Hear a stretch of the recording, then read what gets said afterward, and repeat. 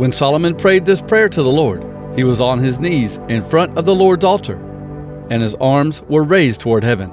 When he finished praying, he stood up. Then, in a loud voice, he asked God to bless all the people of Israel. Solomon said, "Praise the Lord! He promised to give rest to his people Israel, and he has given us rest. He used his servant Moses and made many good promises to the people of Israel, and he has kept every one of them. I pray that the Lord our God will be with us, as he was with our ancestors. I pray that he will never leave us. I pray that we will turn to him and follow him. Then we will obey all the laws, decisions, and commands that he gave our ancestors. I pray that the Lord our God will always remember this prayer and what I have asked. I pray that he will do these things for his servant, the king, and for his people Israel. I pray that he will do this every day. If he will do these things, all the people of the world will know that the Lord is the only true God.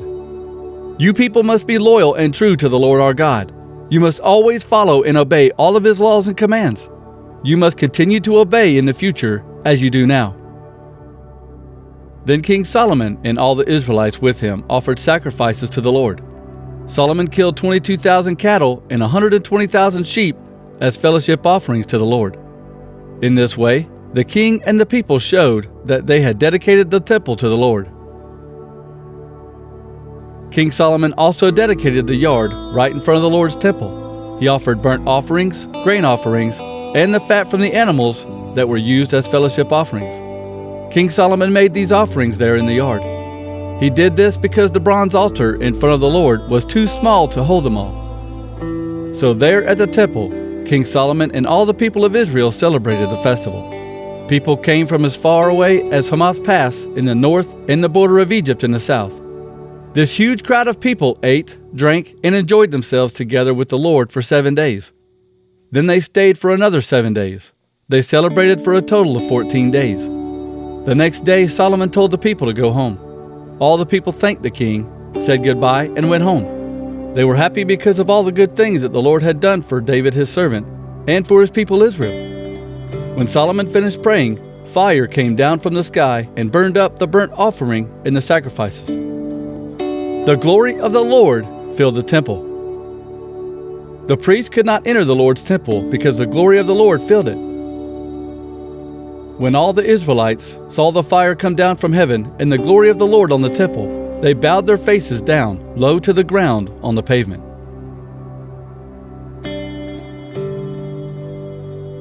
They worshiped and thanked the Lord. They sang this song, "He is good, his faithful love will last forever." Then King Solomon and all the Israelites offered sacrifices to the Lord. King Solomon offered 22,000 bulls and 120,000 sheep. So the king and the people showed that they had dedicated the temple to God. The priests stood ready to do their work. The Levites stood with instruments they would use to play music to the Lord. King David made these instruments to use in giving thanks to the Lord. The priests and Levites sang the song, "Praise the Lord because his faithful love will last forever." The priests blew their trumpets as they stood across from the Levites, and all the Israelites were standing. King Solomon also dedicated the middle of the courtyard, the part that is in front of the temple of the Lord. There he offered burnt offerings, grain offerings, and the fat from the animals that were used as fellowship offerings. He did this because the bronze altar he had built was too small to hold all these offerings. So there at the temple, King Solomon and all the people of Israel celebrated the festival. People came from as far away as Hamath Pass in the north and the border of Egypt in the south. This huge crowd of people enjoyed themselves for 7 days. On the 8th day, they had a holy meeting because they had celebrated for 7 days. They made the altar holy, and it was to be used only for worshiping the Lord. And they celebrated the festival for 7 days. On the 23rd day of the 7th month, Solomon told the people to go home. All the people thanked the king, said goodbye, and went home. They were happy because of all the good things that the Lord had done for David his servant and for his people Israel. So Solomon finished building the Lord's temple and his own palace. Solomon built everything that he wanted to build. Then the Lord appeared to Solomon again, just as he did at Gibeon. The Lord said to him, "I heard your prayer and what you asked me to do. You built this temple, and I have made it a holy place. so I will be honored there forever.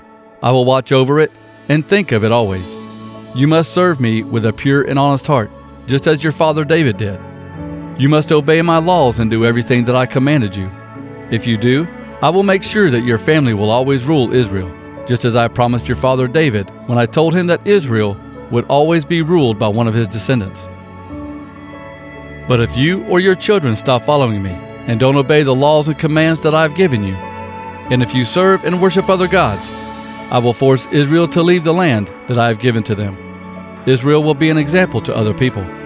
Other people will make jokes about Israel. I made the temple holy. It is the place where people honor me, but I will tear it down. This temple will be destroyed. Everyone who sees it will be amazed. They will ask, "Why did the Lord do this terrible thing to this land and to this temple?" People will say, "This happened because they left the Lord their God. He brought their ancestors out of Egypt, but they decided to follow other gods. They worshipped and served those gods. That is why the Lord caused all these bad things to happen to them." So Solomon finished building the Lord's temple and the king's palace. Solomon did everything that he had planned to do in building a house for the Lord and for himself. Then the Lord appeared to Solomon at night and said to him, "Solomon, I have heard your prayer, and I have chosen this place for myself to be a house for sacrifices. When I close the sky so that there is no rain, or command the locusts to destroy the land, or send sicknesses to my people, and if my people who are called by my name become humble and pray, and look for me, and turn away from their evil ways, then I will hear them from heaven. I will forgive their sin and heal their land. Now, my eyes are open, and my ears will pay attention to the prayers prayed in this place. I have chosen this temple, and I have made it a holy place, so I will be honored there forever. I will watch over it and think of it always. You must serve me with a pure and honest heart, just as your father David did. You must obey my laws and do everything that I commanded you. If you obey all I have commanded, and if you obey my laws and rules, then I will make you a strong king, and your kingdom will be great. That is the agreement I made with David your father when I told him that Israel would always be ruled by one of his descendants. But if you don't obey my laws and commands that I gave you, and if you worship other gods and serve them, then I will take the Israelites out from my land that I gave them, and I will leave this temple that I have made holy for my name. I will make this temple something that all the nations will speak evil about. Everyone who sees it will be amazed. They will ask, "Why did the Lord do this terrible thing to this land and to this temple?" People will say, "This happened because they left the Lord, the God of their ancestors. He brought them out of Egypt, but they decided to follow other gods. They began to worship and serve these gods. That is why he caused all these bad things to happen to them."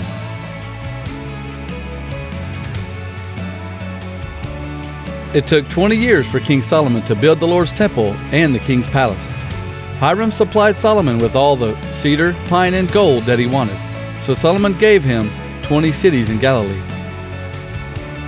So Hiram traveled from Tyre to see the cities that Solomon had given him. But Hiram was not pleased when he saw them. King Hiram said, "What are these towns that you have given me, my brother?" King Hiram named that land the land of Kabul. And that area is still called Kabul today. Hiram had sent King Solomon about 9,000 pounds of gold to use in building the temple.